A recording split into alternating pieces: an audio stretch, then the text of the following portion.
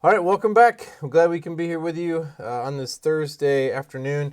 I'm Bob, joined here with Todd. We're coming to you from Maranatha Bible Church in Comstock Park, and this is our pastor's podcast. We are continuing our series today, looking at family matters. And last week we talked about what is a family, right? What constitutes a family, and kind of contrasted between what the world defines as a family, what the Bible defines as a family, and the importance of having a biblical kind of parameters for why or for what the family actually is, right?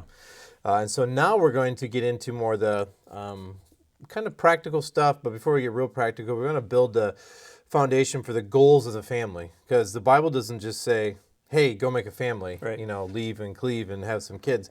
It actually gives you a direction that you need to go, right? And so we're going to look at some verses for that. So what does the Bible say about setting goals in the family? Yeah, very, very important topic, obviously, because moms and dads and husbands and wives need to know what's God's design for them in getting married and raising kids. And I think sometimes we have a very myopic view of what the family is. We hang out, we watch movies and go on family vacations and eat pizza. And I do like pizza and movie night on Friday night, so that is a good thing. But we have a view of family that's kind of too narrow or too small, maybe, and we forget what God's design for this family unit is. Last week we said that the family is the most basic building block of society. And so the question we want to address today is, what is that family supposed to do? What's the goal of that family? Obviously, there's a relationship between husband and wife, mom and dad, and there's a relationship between parents and kids, but what is that unique dynamic supposed to look like? And, I think you can kind of summarize it in some simplistic terms, saying essentially that the primary focus of the family is to be a learning community. It is to be a place where disciples are made. And it does a lot of other things, and there's all kinds of other dynamics that go into that family. But when you boil it down, primarily, the family is a place where learning and discipling of children is to take place for the things of the Lord. And so there has to be, number one, a conviction of that. Number two, there has to be intentionality in accomplishing those purposes. And I think what we're seeing today is a lack of clarity on both of those fronts. We're seeing a lack of clarity on that being a primary goal, and then just not even knowing how to do it. And I think we see the church suffering in many cases because of that, and young people suffering as well. So this goes back to kind of the fundamentals and the basics of just what is a family to do and be. We're to be a theological community within our families. In other words, the whole focus of a family is to point kids to God, to Christ, and to His Word. And we want to talk about some passages that help us flesh that out. Yeah, no, I think that's really helpful. And I think we have our Truth for Troubling Times, where we're going to be talking about, various forms of schooling and what that looks like. The Bible never says the academic side, right? So when we're talking about a learning community, we're not talking about reading, writing, and arithmetic. Exactly. We're actually talking about something even more important than your children knowing trigonometry, right? Exactly. And so we'll start with Deuteronomy 6. And I think this is important because we see Deuteronomy, and you see this, kind of second giving, if you will, but there's this foundational aspect. And Deuteronomy 6, I believe it's Deuteronomy 11 again, where it's repeated actually again that Moses goes through this. But he says, you shall love the Lord your God with all your heart, soul, with all your might. So he's talking to the nation of Israel. So you could say, in essence, he's talking to the adults of Israel, right? And then he says, these words which I am commanding you today shall be on your heart. So on the adult's heart, you shall then teach them diligently to your sons. Talk of them when you sit in your house, when you walk by the way, lie down, rise up. Bind them as a sign in your hand, to be in the frontals of your forehead, write them on your doorposts, on the house, and on your gates. So there's actually quite a bit packed in there as far as what Moses is telling him. So we'll kind of break it down a little bit. So the first part is, you shall love the Lord your God. So there's this imperative command. You shall love the Lord your God with all your heart, soul, mind, and your strength. These words I'm commanding you today shall be on your heart. So first of all, let's talk about the importance of this command, loving the Lord your God with all your heart, soul, and might. What's the importance of that of being on the parents' hearts? You can't impart what you don't have. I mean, it's as basic as that. Right. You cannot train children to love the Lord their God with all their heart, soul, mind, and strength, and love neighbors as themselves, which is the boiling down of the entire Old Testament, Right. really the entire Bible. You can summarize all the Bible in those two things. You cannot do that if you're not doing that yourself. So it's impossible for children to grow up in the fear and admonition of the Lord if mom and dad themselves are not doing that. Now, God is gracious and He can rescue kids out of that and change that, and He can work in all sorts of dynamics. But the general principle is if kids grow up in a home where mom and dad are not serious about those things, those kids are not going to be serious about those things. Right. So it goes right back to mom and dad have to make sure that their walks with the Lord are primary.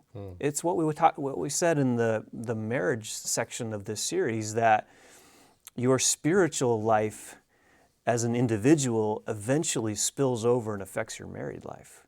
Which then you could say still affects the parenting. Which your then kids. affects the parenting. That's right. Exactly. So there's a cascading of effects here. That's right. So you can't expect to raise children that are going to be passionate for the things of Christ, living for the things of the Lord, investing their lives in the things of eternity if mom and dad are not committed to those things. Yeah, it's important to point out here too, it doesn't say drop them off at Sunday school and go have lunch. Yeah. Like the parents are, and granted the church wasn't there, just the caveat. But the point of this is the parents have the responsibility of teaching and training their children. And as we go on here, we'll see, as you said, you can't teach what you don't have. You can't demonstrate what you don't have. You shall teach them diligently. And I like how he said there. I like those little, those little adverbs. Diligently teaching them to your sons. Because he doesn't say, hey, go teach your sons and talk to them. He says, no, diligently. So that actually gives you that the purpose that there is something you need to be very intentional about, that you are going to say, I'm going to sit down. Now, if there was any question of what aspect of life should you do this, I think Moses hits the whole thing, right? You sit in your house, you walk by the way, when you lie down, when you rise up. So pretty much every avenue of life we should look at as an opportunity for discipleship. Absolutely. So, let me piggyback on one thing you said. There's an assumption, I think, today in many cases that if you take your kids to church, they're going to turn out okay. Right. And, we're going to lean heavily on the church and the youth group to really see our kids know and love the Lord. That's great. We're here to be an asset and a help to you, and we want the church to do all that we can do. That doesn't replace the family. That's right. That doesn't replace mom and dad, and it doesn't replace the intentionality that mom and dad need to have in raising their children. And then I think there's another assumption sometimes that goes along with that it's going to just get caught by osmosis. And partly that's true, right? We've said before that a lot of it's caught rather than taught, and that is true. There's an ethos in the family, and some of that's just caught. But you can't just assume your kids are going to grow up knowing and loving Christ if you're not talking about these things. Right. And that's what you're getting at here in Deuteronomy chapter 6. There's a command here that you need to teach them diligently. In other words, what Moses is saying is your family is the best classroom. Yeah. And so it is going to be way better than any class they can sit in any other capacity, because in the classroom it's a vacuum. It's content, it's good perhaps, it's material that you want them to learn, but it's disconnected from the actual implication or the application of those principles. Where do you apply those principles? You apply them in the family. Right. First and foremost, you apply them in the family. So the family is the best classroom. It is the best place for these things to be learned. And think about it, and you mentioned it, there's a command here to do it when you're sitting in your house and when you're walking by the way. And so that's planned and that's unplanned. Well, guess what happens in a family? There's a lot of unplanned opportunities. Driving in the car. Yeah, 6-year-old asks you some random question. Exactly. What did Pastor Todd mean when he talked about prostitutes, Dad? I don't know. Go ask your mother. Yeah, right. Ask your mom. Yeah. But those are the dynamics and the conversations that should be happening all the time. You can't duplicate that and replicate that in the classroom. That's right. Really, you're going to do that best in a home. So when you walk by the way, it just means that every moment is an opportunity to talk about the things of the Lord. Yeah, no, that's really good. And I think it's so important to realize, like, the Sunday school and youth group, those are good supplemental things. But as you said, that's happening in a vacuum. Those are just general principles that are given. But when you can sit down with your kids and you can aptly apply those things to various forms of life and instruct them in different situations that they're in, now you're starting to show them how to glorify God through every single avenue they're going to face. Absolutely. And if you as a dad, you as a dad or the mom, it says you shall love the Lord your God, and you're reading the Bible, you're praying, you're active in church, those things are going to naturally come out of you. Yeah. As Jesus says, out of the abundance of the heart, the mouth speaks. So if that is your primary focus, you're going to be doing these things without a lot of, well, let's stop and disciple. It's just going to be happening because it's going to be coming out of you. Yeah, so another way of saying what you're saying is there's a higher agenda to everything that we do in the family. Right. There's an umbrella, overarching agenda that kind of overarches everything that we do in the family. And that's, we want our kids to have a high view of God, to know His Word, to live in obedience to Him, to trust Him. So every single situation that we encounter then in the family is an opportunity to ascend up to that opportunity. Right. So little Johnny asks about, that question. Well, that's an opportunity to talk about that and then talk to him about the Lord. That's right. You have a situation in your home where someone's disappointed and something happens and didn't go their way. Well, what's that an opportunity? Opportunity to connect them to the trustworthiness of God. Someone dies and you talk about that in your family. Well, that's an opportunity to connect them to the things of eternity and talk about life and death and how you're going to be with the Lord in eternity. I mean, all of those things are simply situations to connect us to a higher agenda, That's right. which is knowing and loving Christ. That's right. That's really good. So your first goal is the parents love the Lord. Second goal, diligently teach your kids. And then what is the content you want to teach? And we talked about that a little bit, but you look at Psalm 78, and I won't read all 4 verses here. But what he's saying is, tell the generation to come the praises of the Lord. Talk about His strength. Talk about His wondrous works. And then he said He's established His testimony. And then he said, then teach them that they should put their confidence in God and not forget the works of God, but keep His commandments. Yeah. And so how often are we talking enough about the goodness of God, the greatness of God? Do your kids only hear, man, we really wanted this to happen, but I don't know if it's going to happen. Oh, I was really looking forward to this, but we can't do that. Are they hearing, man, let me tell you how God worked in this situation? Yeah. Because that's what Psalm 78 is actually telling us. I love Psalm 78. I love these first 6 or 7 verses of Psalm 78 because it's one of those passages that talk about the importance of passing the baton. Yeah. And you remember a few years ago when the Olympic teams, I think the men and the women's relay teams, they both dropped the baton, right? They couldn't get the baton around The track. I wasn't watching. I was probably reading my Bible. But anyway, go ahead. I thought you were going to say you were too young to remember it. Maybe. But what happened? They dropped it. They dropped the baton. They disqualified, and that's what Asaph, the writer of that psalm, is talking about. They didn't get the baton around to the other side of the track. And what happened? When that didn't happen, look what it says. And not be like their fathers, a stubborn and rebellious generation, a generation that did not prepare its heart and whose spirit was not faithful to God.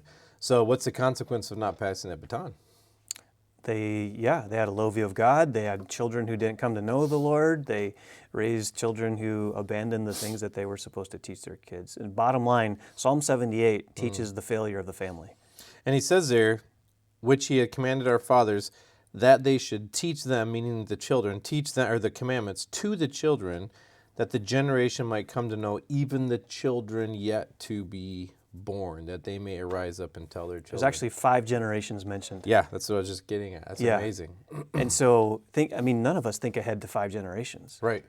But in reality, I ought to be thinking about my great-great-great-great-great-grandchildren and what do I want them to be doing? I want them to be walking with the Lord. Well, how is that going to start? It's going to start as I impart to my children these things of the Lord. And so, we could maybe say it another way. The family is a theological community. Everything that we do is meant to teach them about God. What's theology? It's God, the study of God. And so everything that we do is to be a result of being in a theological community. And I love what one writer says. He says, the goal of the family is to root our children's identity in the existence and glory of God. He is the reality that gives sense and shape to every fact we discuss. I love that statement, that our goal as a family is to root our children's identity in the existence and the glory of God. And in Psalm 78, that's what he's saying, that we're wanting to teach our children to put their confidence in God, and not forget the works of God. So this is what we're doing. We're viewing everything in a family in reference to God. Every event, every discussion, every disappointment, every opportunity is all seen in the context of who God is and what he's doing. And that's the milieu and the greenhouse in which we want our children to be raised in. But the onus of that is upon the parents. Yeah, and that the thing that should scare us the most is kind of what you've been preaching on for the last few weeks, is the hypocrisy. So if we are telling our kids how much we love God, and if we are telling our kids, reading the Bible, but then our actions betray what our words have been saying, our true heart and our true belief of God is coming out by our actions. But as you said, if everything that happens to us brings us to that higher level of, well, how can we filter this through God's word? How can we filter this through theology? What does our belief about God lend us to be? When something bad happens, we still believe God is good. When this happens over here, we still believe these attributes about God. Exactly. And as you're doing that, the children's confidence is being grown in God, because your confidence is in God. Exactly. And then that generation just continues on. Yeah, listen to verse 4 again. You hinted at it. We will not conceal them from our children. This is Psalm 78, verse 4. We will not conceal them from our children, but tell to the generation to come. Listen to these three things: the praises of the Lord and his strength and his wondrous works. And I just wrote down some words by that: adoration, attributes, and actions. What do we want to teach our kids? We want to teach them, number one, about the fact that they need to adore the Lord. That's what it says. It says that they should come to praise the Lord. That's adoration. Then they should come to know his strength. That's his attributes. And then thirdly, that they should come to know his wondrous works. Those are his actions. So everything that we're doing in our family is anchoring them in God, his adoration, his attributes, and his actions. That's really good. I think that's very, very helpful. Yeah. So we teach him his works, we teach our kids about his works, we teach our kids about his faithfulness, and then as we're teaching them, we're living that out as well, so they can see the direct kind of application of that right away. No, I think that's very helpful. Yeah, it's good. So those are just two verses, Deuteronomy and the Psalm, and then we would say, so you have in your mind, we know what the family unit is, we talked about that last week, and say, okay guys, I get that we're to have goals. I get that we're to, make sure that our kids know about the wondrous works of God. And before we get into the practical aspects of how that's to be done, what kind of structure does that take? So what does it mean? Like, we would say, kind of who's responsible for setting this goal for the family? Yeah. How do you set that up? Well, clearly, the New Testament, Old Testament and New Testament are really clear on this. This is the father's responsibility. So we probably need to say that in some cases there are single moms, and obviously if that's the case, then mom has that responsibility, and that task falls to her to make sure that she's being faithful as the sole parent in that home. But in other cases where you've got a husband and wife, then dad has to be the one driving this. And that's not to say that mom isn't. She's consistent and she's helping, and she's the one oftentimes actually doing more of the actual hands-on of that. But the dad has to be the one that sets that tone for his family. We've said it so many times here: as the men go, the family goes. And pretty much everything family goes, the church goes. Yeah. And as the men go, the church goes. And so it's just the way God designed it. He designed men to be the spiritual leaders, and either they're doing that well or not well, but either way, they're setting a tone, positively or negatively. And so Ephesians 6:4, fathers, do not provoke your children to anger, but bring them up in the discipline and instruction of the Lord. That's dads. Colossians 3:21, fathers, do not exasperate your children so that they will not lose heart. So the onus lands on dad to make this a priority. Yeah. I think that's very good, and I think going back to your statement that as the men go, the family goes; as the family goes, the church goes. And you see now in our culture just a direct attack on men, and so you want to take away a man's identity for being a man, and you want to make it to be fluid or non-binary, or whatever it is they want to call it. So essentially what that does, when we capitulate to that and we say, okay, that's fine, we can do that. Well, now you've taken these instructions that are given specifically to men, fathers, husbands in the Bible, and you've essentially negated them. Because if you don't want to be called a man, and you don't want to be called a father, and you don't want to be called a husband, well, then you can look at the Bible and say, well, that's really not for me. Yeah. And now you've got a culture, which we see, obviously, but we have a culture that's just completely off track, just doing whatever they seem to be doing, whatever's right in their own eyes. Yeah. And that's because the men have gotten off. Yeah. And if the men get back on track to acting like men, Yeah. all of a sudden we will see things start to shift back to where they're supposed to be. Absolutely. So not only are we fighting a culture, we're fighting the curse. That's absolutely the curse. And yes. Genesis 3, the curse is that men will dominate over females, or husbands will be harsh with their wives, but also built into that sometimes is a passivity. So I think the curse can go one of two ways for men, for husbands. They can either become domineering and harsh and too strong and run over their wives, or they can become excessively passive and just say, let her do it, whatever. And I think either one is bad, but in the case of a family where the responsibility is to be a theological community and a learning community of the things of the Lord, when dad's passive about it, that's really bad. Yeah, he sets the spiritual climate for the home. Absolutely. And honestly, the longer I've been in ministry, the longer I've seen passivity in men, that it's really disheartening and discouraging. And I can't tell you, and you probably can relate to this, how many times wives, mothers have come to me and just said, I just wish my husband would lead. I just wish he would set the spiritual tone for our family. I just wish he would shepherd our kids and teach them about the things of the Lord. I mean, we talked about it at staff meeting this morning. They're not asking for great cars, big houses, more income, fancy dresses, clothes. yeah, They're not asking for those things. In most cases, the godly women that are loving Christ and loving the Lord, they're asking for godly husbands to lead them and godly fathers to shepherd their kids. And I just would say to the men who might be listening to this, men, step up. Yeah. Step up and be the spiritual head of your home and the shepherds of your family that God wants you to be. Yeah, because what you don't hear, and at least I can't remember a time that I've heard it, when family skips church, you don't hear the husband say, well, the wife didn't really feel like coming today. And I would say 100%, but just to make sure I'm not lying, 99% of the time, the wife says, well, my husband didn't feel like going. My husband was this, my husband was that. And so they don't come, because the wife, she's doing what she's supposed to do. She's being submissive at that moment. She's honoring her husband in that. And he takes advantage of it by being lazy. Yeah. And then they're not at church things. They're not at church events or Sunday morning or whatever it happens to be. Yeah. And perhaps some of that could be ignorance. Sure.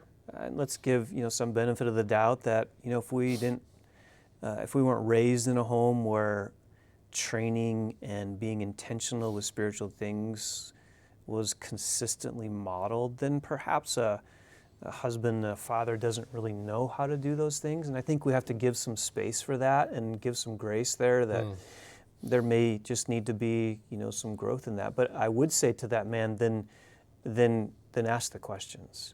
Right. And get the skills and get the input that you need so you can do that with your family. Don't say, well, it didn't happen for me and I don't know what to do, so That's right. I guess we'll just kind of hope it happens. No, if you're in that situation, then I would say to that man, then come talk to somebody, pick up some books and read about how to train your kids. And there's a host of resources out there. We've got people here that would love to shepherd, but don't let ignorance be the thing that keeps you from this. Yeah, it's not a curse. No. So you can say I wasn't raised that way. I myself wasn't raised going to church, but yet I still am at church, right? And so there has to come a time where you take accountability and responsibility.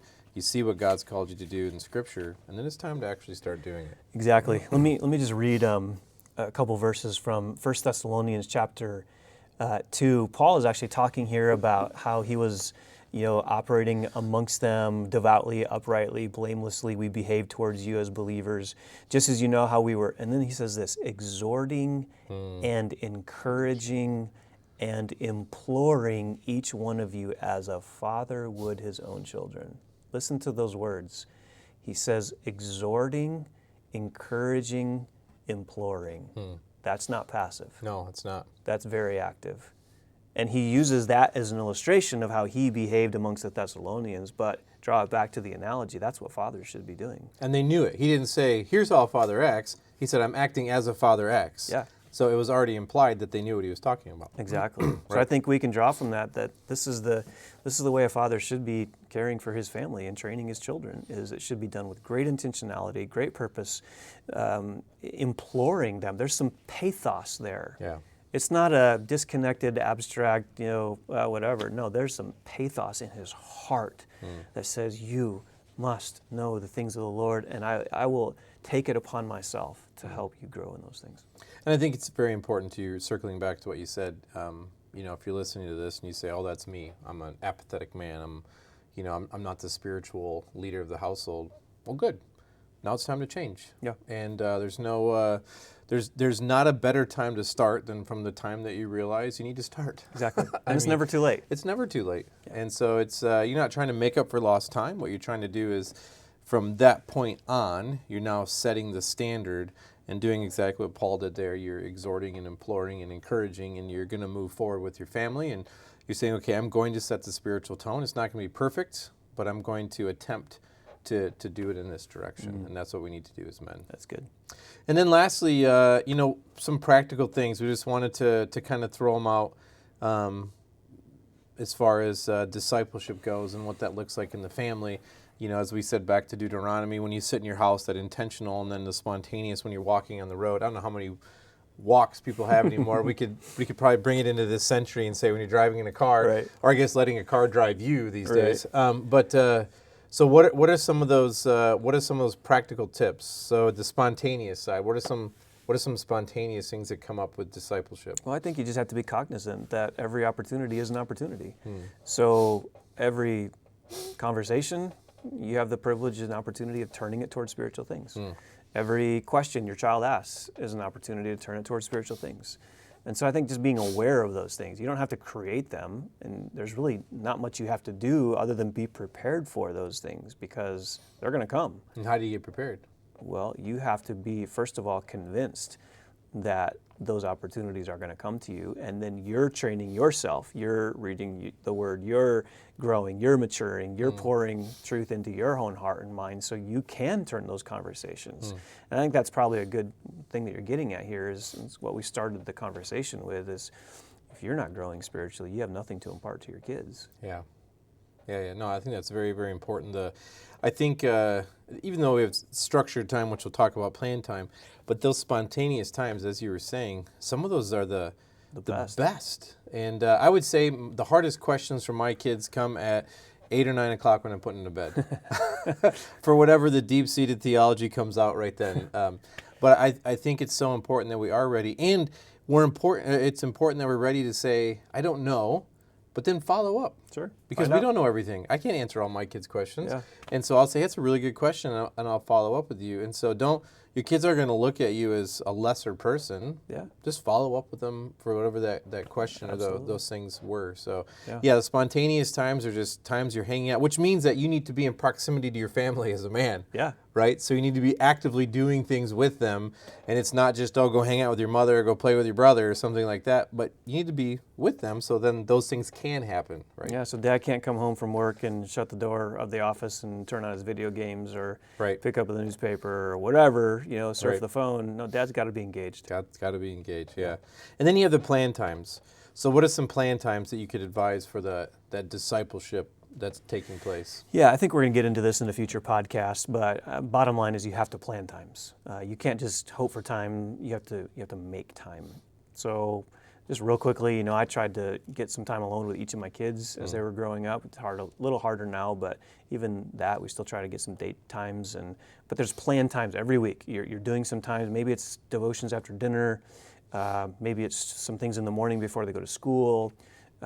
Maybe it's discussion after they come home from church or youth group or whatever. But you're planning those times. You're being intentional and saying, okay, each week I want to get at least 2 or 3 or 4 planned, intentionally prepared times so that it's consistent. It's not haphazard. And I think that's sometimes what happens is we just get hoping that something will happen when, no, you need to actually plan it and prepare for it.